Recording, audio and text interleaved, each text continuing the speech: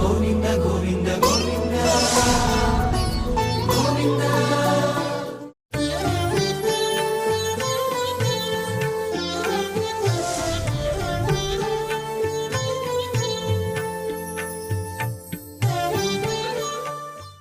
ఓం నమో వెంకటేశాయ. నారాయణం నమస్కృత్య నరం చైవ నరోత్తమం దేవీం సరస్వతీం వ్యాసం తతో జయముదీరయేత్. మహాభారతాంతర్గతంగా ఉద్యోగ పర్వ అనే అంశాన్ని అధ్యయనం చేసుకుంటూ 9వ పర్వని మనం అధ్యయనం చేసుకుంటూ ఉన్నాము. అందులో భాగంగా మనం ఇంద్రుడు బ్రహ్మహత్య చేశాడు కాబట్టి, విశ్వరూపుడు అనేటువంటి వాడిని అతడు హతమార్చాడు కాబట్టి, బ్రహ్మహత్య ద్వారా పొందినటువంటి బ్రహ్మహత్య పాపం ఏదైతే ఉన్నదో ఆ పాపాన్ని సముద్రమునకు, పృథివికి, స్త్రీలకు, వనస్పతులకు ఇలా విభాగం చేసి బ్రహ్మహత్యని వాళ్ళందరికీ ప్రేరణ చేశాడు. అంటే వాడు అడిగిన వరాలు కూడా ఇస్తూ, వాడు అడిగిన వరాలు ఇచ్చిన తర్వాత ఇతను స్వీకరించినటువంటి ఆ బ్రహ్మహత్యని వాళ్ళందరికీ కూడా ప్రేరేపించాడు. ఈ విధంగా అనంతరం ఎప్పుడైతే ఈ విభాగం చేసి బ్రహ్మహత్యని వాళ్ళకి దగ్గరికి ప్రేరణ చేశాడు, అంటే వాళ్ళకి ఇచ్చేసాడు, ఇతను శుద్ధుడయ్యాడు కాబట్టి స్వస్థానాన్ని అలంకరించాడు. అంటే ఇంద్రలోకంలోకి వెళ్ళి, దేవలోకంలోకి వెళ్ళి ఇంద్రస్థానం అంటే స్వస్థానాన్ని అలంకరించాడు ఆయన. ఇంద్రస్థానం ఉపాతిష్ఠత్ పూజ్యమానో మహర్షిభిః. అనంతరం మేనే కృతార్థమాత్మానం హత్వా శత్రుం సురారిహ త్వష్టా ప్రజాపతి శ్రుత్వా శక్రేణాథ హతం సుతం. మేనే కృతార్థమాత్మానం హత్వా శత్రుం సురారిహ త్వష్టా ప్రజాపతి శ్రుత్వా శక్రేణాథ హతం సుతం. సురారిహ అంటే దేవతలకి శత్రువైనటువంటి వాణ్ణి సంహరిస్తాడు కాబట్టి ఇంద్రుడు, ఆయన సురారిహ అనే పేరు ఆయనకి. ఆయన ఏం చేశాడు? విశ్వరూపుణ్ణి మరి సంహరించాడు కదా. సురారిహ శత్రుం హత్వా ఆత్మానం కృతార్థం మేనే, నేను చాలా గొప్ప పని చేసినటువంటి వాడిని అయ్యాను అని అనుకున్నట్టు ఆయన. మేనే కృతార్థమాత్మానం హత్వా శత్రుం సురారిహ త్వష్టా ప్రజాపతి శ్రుత్వా శక్రేణాథ హతం సుతం. శక్రుడు చేత తన కొడుకు చంపబడ్డాడు అని విన్న తర్వాత త్వష్ట ప్రజాపతి గారు విపరీతమైనటువంటి కోపంతో ఉద్వేగభరితమై ఆయన హృదయం అంతా కూడా అల్లకల్లోలం అయిపోయిందిట. త్వష్టా ప్రజాపతి శ్రుత్వా శక్రేణాథ హతం సుతం. మేనే కృతార్థమాత్మానం హత్వా శత్రుం సురారిహ త్వష్టా ప్రజాపతి శ్రుత్వా శక్రేణాథ హతం సుతం. అనంతరం శ్లోకంలో అసలు నా కొడుకు ఏం తప్పు చేశాడని ఇంద్రుడు చంపాడు అనే అభిప్రాయాన్ని శ్లోకంలో ఆ ప్రజాపతి గారి యొక్క అభిప్రాయాన్ని ఇందులో సూచిస్తూ ఉన్నారు. తప్యమానం తపో నిత్యం క్షాంతం దాంతం జితేంద్రియం వినాపరాధేన యతః పుత్రం హింసితవాన్ మమ. తప్యమానం తపో నిత్యం క్షాంతం దాంతం జితేంద్రియం వినాపరాధేన యతః పుత్రం హింసితవాన్ మమ. నా కొడుకు ఏం తప్పు చేశాడని ఇంద్రుడు చంపాడు అని అడుగుతున్నాడు ఆయన. తప్యమానం ఏమైనా అవలక్షణాలు ఉన్నాయా? ఏమైనా అతని దగ్గర అవలక్షణాలు ఉంటే కదా నువ్వేమైనా చంపవలసినటువంటి అవకాశము. ఒక వ్యక్తిని మనం హతమార్చాము అంటే అతను లోకకంట కూడా ఉండాలి, అతని వల్ల లోకానికి ఏదైనా ఒక కీడు తలబెట్టేటువంటి పరిస్థితి ఉండాలి. నా కొడుకు ఎటువంటి వాడు? తప్యమానం, తపస్సు చేసేటువంటి వాడు. తపోనిత్యం, నిత్యము తపస్సే అతను చేసేటువంటిది. పోనీ అతని గుణాలు ఏమైనా తేడాగా ఉన్నాయా అంటే క్షాంతం, అంటే ఇతరులని సంహరించే శక్తి ఉన్నను కూడా సహించే స్వభావం కలిగినటువంటి వాటి ఆయన. కాబట్టి క్షాంతం దాంతం జితేంద్రియం అంటే తపఃక్లేశ సహ, తపస్సు ద్వారా కలిగేటటువంటి క్లేశం ఏదైతే ఉందో ఆ క్లేశాన్ని కూడా సహించేటువంటి గుణంట అయింది. క్షాంతం దాంతం జితేంద్రియం, ఇంద్రియములన్నిటినీ జయించాడు ఆయన. వినాపరాధేన యతః పుత్రం, ఏ అపరాధము లేకుండా ఏ కారణం చేత నా పుత్రుని నువ్వు సంహరించాడు ఇంద్రుడు అనే ప్రశ్న వేశాడు ఆయన త్వష్టా ప్రజాపతి గారు. తప్యమానం తపో నిత్యం క్షాంతం దాంతం జితేంద్రియం వినాపరాధేన యతః పుత్రం హింసితవాన్ మమ తస్మాత్ చక్ర వినాశాయ వృత్రముత్పాదయామ్యహం లోకాః పశ్యంతు మే వీర్యం తపసశ్చ బలం మహత్ తస్మాత్ చక్ర వినాశాయ వృత్రముత్పాదయామ్యహం లోకాః పశ్యంతు మే వీర్యం తపసశ్చ బలం మహత్.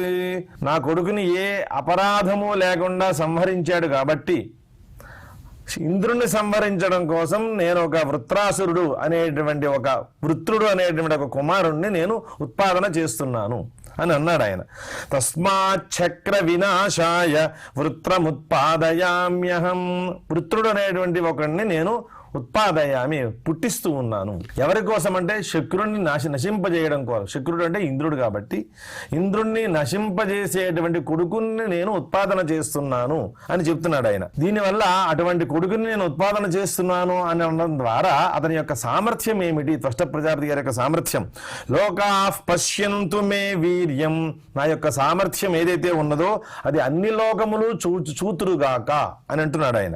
తపసశ్చ బలం మహత్ నా యొక్క గొప్ప బలం ఏదైతే ఉన్నదో ఆ బలాన్ని లోకాః పశ్యంతు అంటే లోకగతమైనటువంటి అందరు జనులు కూడా చూడండి చూతురుగాక అని అంటున్నాడు ఆయన. తస్మాత్ చక్ర వినాశాయ వృత్రముత్పాదయామ్యహం లోకాః పశ్యంతు మే వీర్యం తపసశ్చ బలం మహత్ సచ పశ్యతు దేవేంద్రః దురాత్మా పాపచేతసః ఉపస్పృశ్య తతః క్రుద్ధః తపస్వీసు మహాశయాః.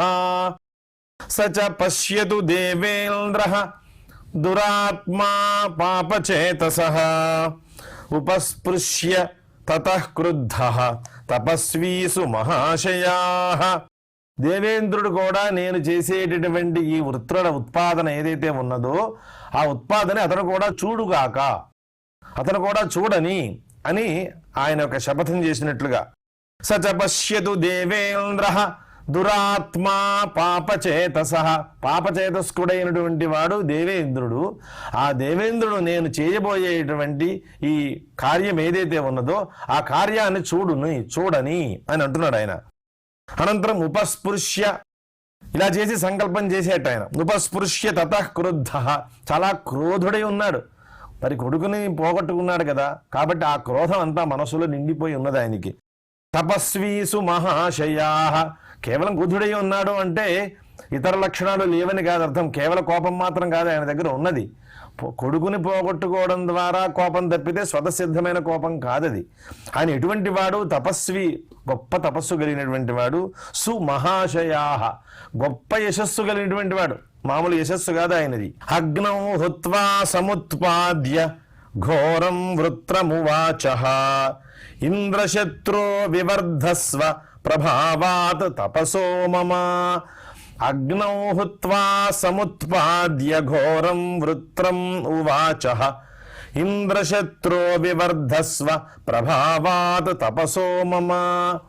అగ్నౌ హుత్వా సముత్పాద్య ఘోరం వృత్రం ఘోరమైనటువంటి ఆ వృత్ర ఆకారం ఏదైతే ఉన్నదో ఆ వృత్రుణ్ణి అగ్నౌ హుత్వా అంటే ఒక ద్రవ్యాన్ని సోమరసాన్ని హోమం చేసి ఘోరమైనటువంటి ఆ వృత్రుణ్ణి ఉత్పాదన చేసిన తర్వాత ఉవాచః ఇంద్రశత్రో వివర్ధస్వ అని పలికేట ఆయన.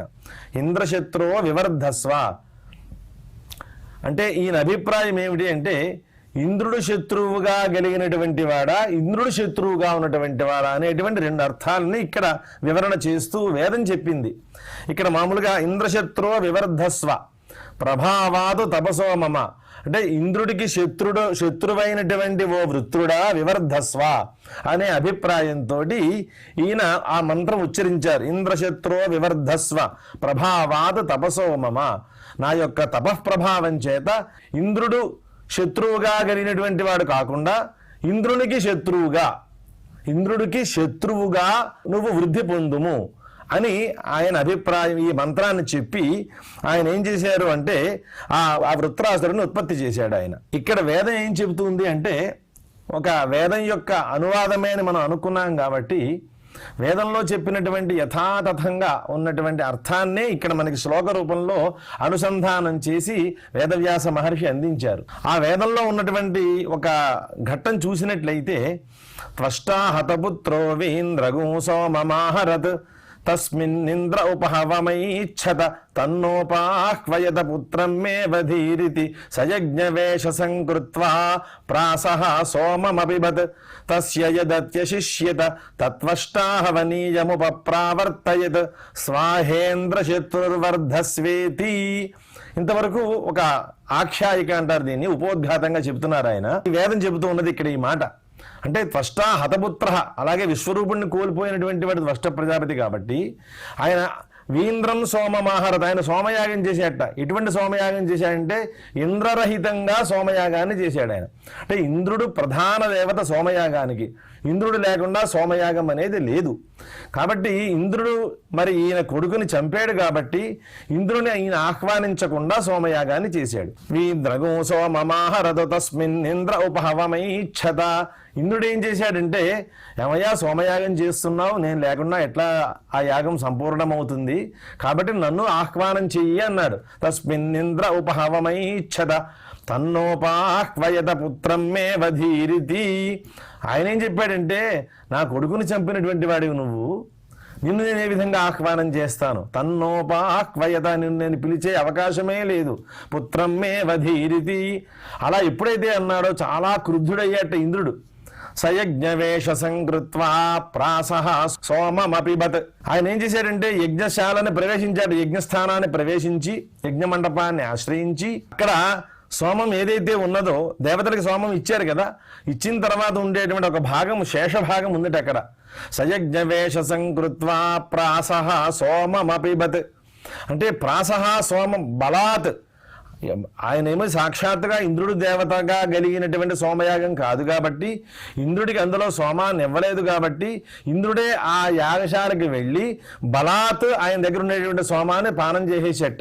సయజ్ఞవేష సంకృత్వా ప్రాసః సోమమపిబత్. ఎప్పుడైతే సోమపానం చేసేసాడో, అంటే సోమపానానికి ఒక నియమం ఉంటుంది, ఉన్నదంతా తాగడం కాకుండా దానికి శాస్త్ర నిర్దేశంగా ఎంతైతే భాగం ఉన్నదో ఆ భాగం మాత్రమే దాంట్లో భక్షణ చేయాలి తప్పితే ఉన్న భాగాన్ని, ఎంత భాగం ఉంటే అంత భాగాన్ని స్వీకరించకూడదు. ఎప్పుడైతే ఆ విధానం ఉన్నదో దాంట్లో కొంత భాగం శేషభాగం ఉన్నది. ఆ శేషభాగం ఏదైతే ఉన్నదో ఆ భాగాన్ని తీసుకున్నాడు ఆయన త్వష్ట ప్రజాపతి గారు. ఇంద్రుడు తాగేసి వెళ్ళిపోయాడు. ప్రాసః సోమమపిబత్ తస్య యదత్యశిష్యత. ఏదైతే ఆ శేషం మిగిలి ఉన్నదో త్వష్టాహవనీయముపప్రావర్తయత్, దాన్ని ఒక్కసారి ఇలా గట్టిగా విసిరేట మొత్తం ఆ అగ్నిలోకి. అది విసిరేసరికి ఏమైందంటే సుడులు తిరుగుతూ వెళ్ళి అగ్నిలో పడింది ఆ భాగం. తస్య యదత్యశిష్యత తత్వష్టాహవనీయముపప్రావర్తయత్. ఆయన ఎలా చెప్పాడు? ఆయన ఆ పని చేసేటప్పుడు ఏ మంత్రం చెప్పాడు అంటే స్వాహేంద్ర శత్రుర్వర్ధస్వేతి, ఇంద్రశత్రుర్వర్ధస్వ అనే మంత్రం చెప్పి ఈ భక్షణం, ఈ శేషం ఏదైతే ఉన్నదో ఆ శేషాన్ని అందులోకి ఆయన గిరేటేశాడు, ఆయన దాంట్లోకి విసిరేశాడు. ఆ విసిరేసినటువంటి భాగం అందులో పడుతూ ఉండగా ఈ మంత్రాన్ని ఉచ్చరించాడు ఆయన. స్వాహేంద్ర శత్రుర్వర్ధస్వేతి యదవర్తయత్తద్వృత్రస్య వృత్రత్వం యదబ్రవీత్ స్వాహేంద్ర శత్రుర్వర్ధస్వేతి. ఈ విధంగా ఇక్కడ యదవర్తయత్ అంటే ఎలాగైతే ఏ కారణం చేతైతే దీన్ని ఆయన అవర్తయత్ అంటే వర్తయతి ఏతదర్థం అనేటువంటి ఒక వ్యుత్పత్తి కార్యకారణ భావం చెప్పిన తర్వాత ఆ కార్యకారణ భావాన్ని అనుసరించి ఈ అర్థాన్ని స్వీకరించాడు ఆయన. అవర్తయత్ ఏతదర్థం వర్తయతి అంటే దాన్ని అలా సుడులు తిప్పుతూ ఆ భాగాన్ని అందులో అగ్నిలో ప్రవేశింపజేశాడు కాబట్టి ఆ శేషభాగాన్ని, ఆ సోమం యొక్క శేషాన్ని ఆ విధంగా ఆయన ప్రవేశింపజేశాడు కాబట్టి, అగ్నిలో పడేశాడు కాబట్టి ఆ సోమరసాన్ని, అది తద్వారా వర్తనమైంది కాబట్టి ఆ భాగము దాని నుండి పుట్టినటువంటి వాడు కాబట్టి ఆయన పేరు వృత్రుడు అనే పేరు వచ్చింది. శేషభాగాన్ని వర్తనం చేయడం ద్వారా అంటే సుడి భాగంగా తిరుగుతూ వెళ్ళి అగ్నిలో పడడం ద్వారా అది ఏ రకంగా అయితే అందులో పడిందో ఆ పడిన భాగం నుంచి వృత్తుడు అనేటువంటి వాడు ఉత్పన్నుడయ్యాడు. అంటే ఆ కారణాన్ని తీసుకొచ్చి అలా ఆ రకంగా ఆ కారణం చేత పుట్టినటువంటి వాడు ఇతడు అని చెప్పడం కోసమని ఈ రకమైనటువంటి సమన్వయం చేసింది వేదం. యదబ్రవీద్ స్వాహేంద్ర శత్రుర్వర్ధస్వ, ఈ స్వాహేంద్ర శత్రువర్ధస్వ అనే మంత్రాన్ని కూడా ఉచ్చరించాట ఆయన. ఈ భాగం ఎలా ఎందుకు వచ్చింది అంటే లోకంలో మనము వేదాన్ని ఏ విధంగా ఉచ్చరించాలి అనే విషయాన్ని ఇక్కడ మనం చాలా స్పష్టంగా తెలుసుకోవాల్సిన అంశం ఇది. స్వాహేంద్ర శత్రువర్ధస్వ అని ఆయన ప్రయోగించాడు. అంటే ఇతను పుట్టినటువంటి కొడుకు ఇంద్రుడికి శత్రువుగా ఉండాలి అనే అభిప్రాయంతో ఈ ఇంద్రుడు పానం చేసినటువంటి భాగాన్ని అగ్నిలోకి విసిరేసాడు ఆయన. ఆయన విసిరేసిన భాగం ఏదైతే ఉన్నదో ఆ భాగం ద్వారా పుట్టినటువంటి వృత్తుడు ఎలా పుట్టాడు అంటే ఇంద్రుడికి శత్రువుగా పుట్టలేదట ఆయన, ఇంద్రుడు శత్రువుగా కలిగినటువంటి కుమారుడుగా జన్మించాడు ఆయన. ఇది దేని వల్ల కలిగింది అంటే ఆ స్వరభేదం వల్ల కలిగింది. ఆయన కూడా చాలా, అందుకే పూర్వం చూడండి క్రుద్ధ అనే ఒక పదం వేశారు. ఆ క్రుద్ధ అనే భాగం చేత ఆ కోపావేశంతో ఉన్నాడు కాబట్టి ఆ స్వర విన్యాసం ఆయన గమనించలేకపోయాడు. ఆయన కూడా ఆ కోపంతో ఆ స్వర విన్యాసం గమనించలేకపోవడం ద్వారా ఆయన అది షష్ఠీ సమాస స్వరము, బహువ్రీహి సమాస స్వరం అని రెండు రకాల విధానాలు ఉన్నాయి అక్కడ శాస్త్రం చెప్పినటువంటి పద్ధతిలో. అక్కడ బహువ్రీహి స్వరంతో చెప్పడం ద్వారా ఇంద్రుడు శత్రువుగా ఎవరికైతే ఉన్నాడో వాడు జన్మించుగాక అని అర్థం వచ్చింది. ఎప్పుడైతే ఇంద్రుడు శత్రువుగా ఉన్నటువంటి వాడు ఎవడు అంటే ఇతడికి ఇంద్రుడు శత్రువుగా ఉన్నటువంటి వాడు, ఇంద్రుడికి శత్రువు ఇతడి కాదు. ఇంద్రుడు శత్రువుగా యస్య ఎవరికైతే ఉన్నాడో సహా అనే అర్థం వచ్చేసరికి బహువ్రీహి సమాసం ద్వారా వచ్చేసరికి ఇతరుడు శత్రుడు అంటే ఇంద్రుడు వచ్చి ఈ వృత్తాసురుడిని చంపేటట్లుగా ఈ అర్థం వచ్చింది. ఇంద్రుడు వచ్చి వృత్రాసురుణ్ణి చంపుగాక అనే అర్థం వచ్చేటట్లుగా ఈయన మంత్రోచ్చారణ చేశాడు. అంటే ఒక స్వరభేదము ఎంత తేడా జరిగిందో చూడండి. అంటే పూర్తి భిన్నమైన అర్థాలు రావడం ద్వారా ఎవరు అయితే సంహరింపదలుచుకున్నారో, ఎవరు సంహరించాలో అది పూర్తి భిన్నమైన క్రమంలోకి వెళ్ళిపోయింది. కాబట్టి లోకంలో స్వంతంగా ఎవరు ఏ స్వరాన్ని మనం చదివినప్పుడు కూడా ఆ స్వరం నిర్దిష్టమైన స్వరము వేదస్వరం ఏదైతే ఉన్నదో అది గురుముఖంగా అధ్యయనం చేయాలి తప్పితే మనకి స్వబుద్ధ్యా ఏదో ఒక స్వరాన్ని మనం చదువుతూ లోక వినాశనానికి మనం కారణం కాకూడదు అనే విషయాన్ని స్పష్టంగా ఈ భారతం ద్వారా మనం తెలుసుకోవాలి. ఈ విషయాన్ని స్వేచ్ఛగా మంత్రాన్ని చదవడము ఎలా అంటే అలా చదవడము, స్వర విహీనంగా చదివితే లోక కంటకం అవుతుంది అనే విషయం తెలుసుకోలేకపోవడము, తెలిసినా మౌర్ఖ్యంతో చదవడము, ఇవన్నీ కూడా కుదరదు. దానివల్ల లోక వినాశమే ఏర్పడుతుంది అన్నదానికి ఈ ఘట్టం మనకి ఒక ప్రతీకగా ఉన్నది. అగ్నౌ హుత్వా సముత్పాద్య ఘోరం వృత్రమువాచః ఇంద్రశత్రో వివర్ధస్వ ప్రభావాత్ తపసో మమ. ఈ విధంగా మంత్రం చెప్పి ఆయన యొక్క తపఃప్రభావం చేత వృత్రాసురుని పుట్టించాడు ఆయన. సోవర్ధత దివం స్తబ్ధ్వా సూర్య వైశ్వానరోపమః కింకరోమీతి చోవాచ కాల సూర్య ఇవోదితః. సోవర్ధత దివం స్తబ్ధ్వా సూర్య వైశ్వానరోపమః కింకరోమీతి చోవాచ కాల సూర్య ఇవోదితః. పుట్టినటువంటి వాడు ఏ విధంగా ఉన్నాడు అంటే సహ అవర్ధత దివం స్తబ్ధ్వా సూర్య వైశ్వానరోపమః. సూర్యుడు అలాగే అగ్ని వీళ్ళతో సమానమైన కాంతి కలిగి దివం స్తబ్ధ్వా ద్యులోకాన్ని కూడా స్తంభింపజేసేట. అంటే వాళ్ళు కూడా ఏమీ చేయలేనటువంటి స్థితిలో ఉన్నారన్నమాట. దివం ద్యులోకం అంటే ద్యులోకగత దేవతా అని అర్థం. వాళ్ళు కూడా ఏమీ చేయలేనటువంటి స్థితిలో అతడు వృద్ధి చెందాడు, పెరిగిపోయాడు. పెరిగిన తర్వాత కింకరోమీతి చోవాచ కాల సూర్య ఇవోదితః.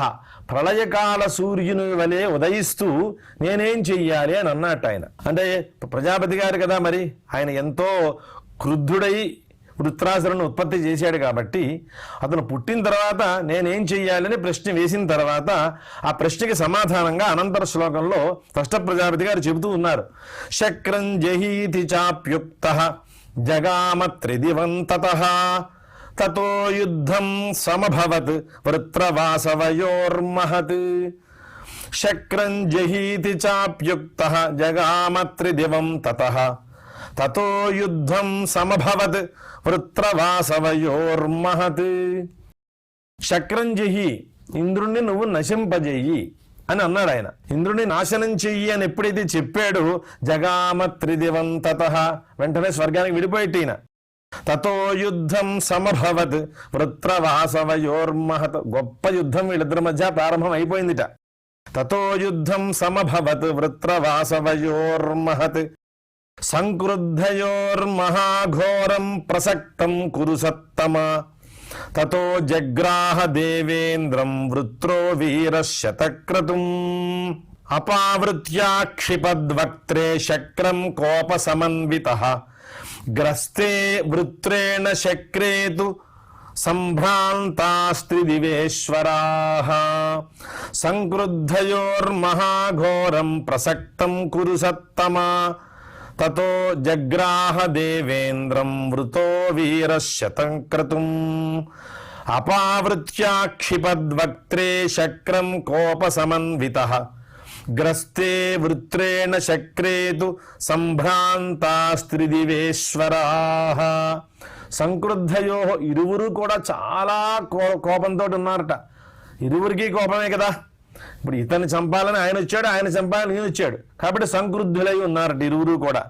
సంక్రుద్ధయోర్మహాఘోరం, ఘోరం యుద్ధం ఈ ఇరువురికి ప్రసక్తమైంది కదా.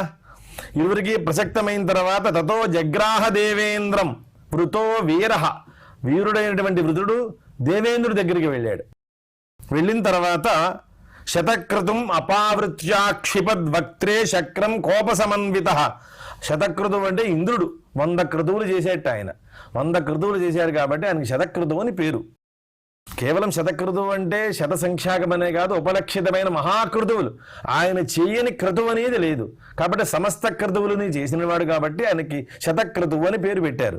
ఆ ఇంద్రుణ్ణి ముఖం తెరిచి అపావృత్యాక్షిపద్వక్త్రే, ముఖాన్ని ఇలా తెరిచి లోపలికి మింగేసేట. వక్త్రం కోపసమన్వితః గ్రస్తే వృత్రేణ శక్రేతు సంభ్రాంతాస్త్రిదివేశ్వరాః. ఎప్పుడైతే శక్రుడిని లోపల మింగేశాడో చూస్తూ దేవతలు ఉన్నారట. అలా చూస్తున్న దేవతలంతా కూడా సంభ్రాంతులైపోయారట. వాళ్ళకంతా ఏం చెయ్యాలో తెలియనటువంటి పరిస్థితిలోకి వెళ్ళిపోయారు. వాళ్ళ నాయకుడే ఇంద్రుడంతటి వాడే గ్రస్తుడైపోయాడు, మింగేశాడు ఈయన వృత్రాసురుడు. కాబట్టి ఏం చెయ్యాలో తెలియక సంభ్రాంతులై ఉన్నారట. ఈ శ్లోకంతో ఈరోజు పరిసమాప్తి చేసుకుని రేపటి రోజున అనంతర శ్లోకంతో ఆరంభం చేసుకుందాం. శ్రియః కాంతాయ కళ్యాణ నిధయే నిధయేర్థినాం శ్రీ వెంకట నివాసాయ శ్రీనివాసాయ మంగళం.